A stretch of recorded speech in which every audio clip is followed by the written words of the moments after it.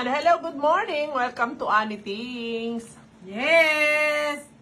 Kainan na pagkatapos pinagod si bata. Ayan, ako. Grabe exercise Naalim namin. naman ako, Diyos Yan. ko. Habang sumasandok yung... Pati si Sidekick nag-request ng sabaw. Anything sabaw daw. O yan. Yan. Dalawang klase ng sabaw namin. Masarap pa dito kung meron yung ano yung may itlog, yung ani. Babang itlog, hindi na. Yan na. Ito, papaluto na naman. Nakakapagod na. Ang dami naman. Papagod ka na ba? Ano yan? Tuyo. Oo. Sarap. Di ba? Mm. Partner sa sinigang na buto-buto. At liempo. Yan.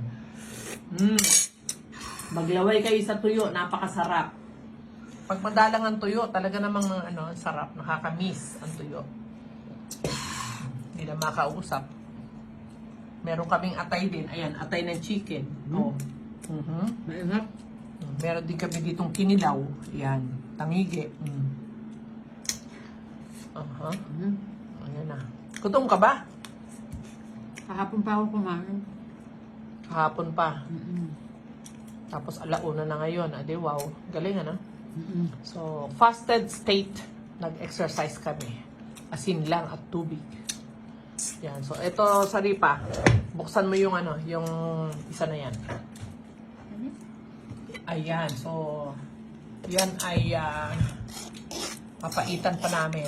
Todas na siya ngayon. Ubus yan ngayon. Malamang. Ang sarap ng exercise namin na yan. Ang sarap humigop ng sabaw. Ayan. Kasi hindi na makausap na naman ang PG.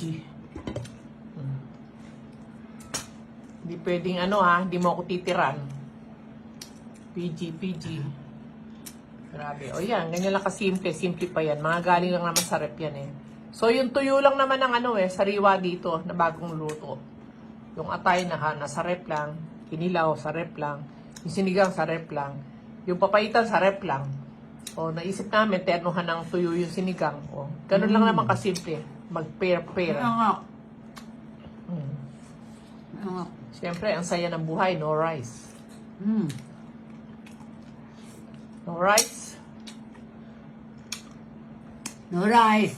No rice. Wag na. Sabi na kahit konti, wag. No rice.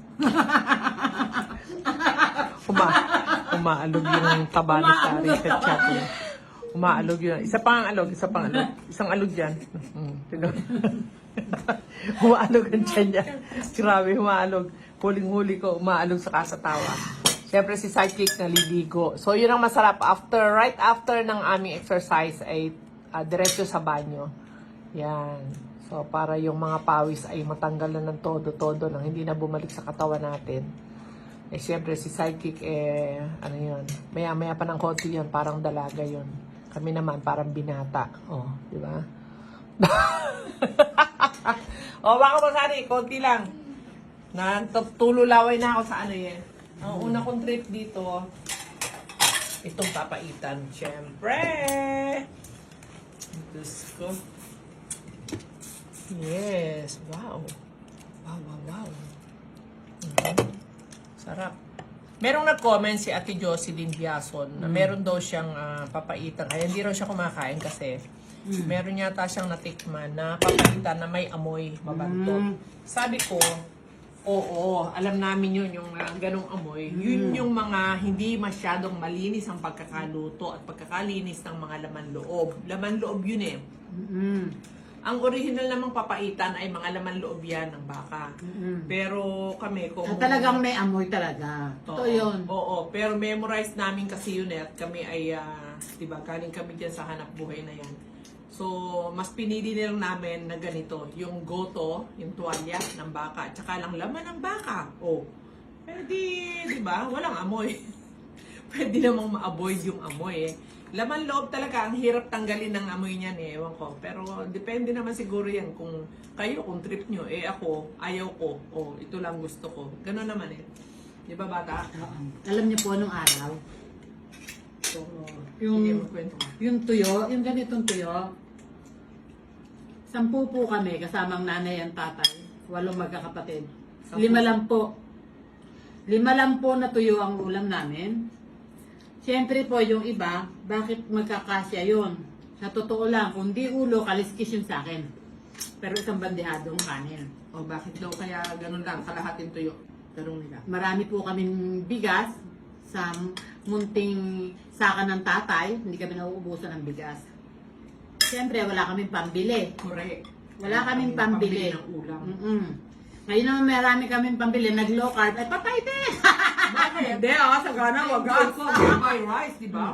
Tapos ganito, pagka ulo, di may suka kami. Pagka ulo, di eti ulo.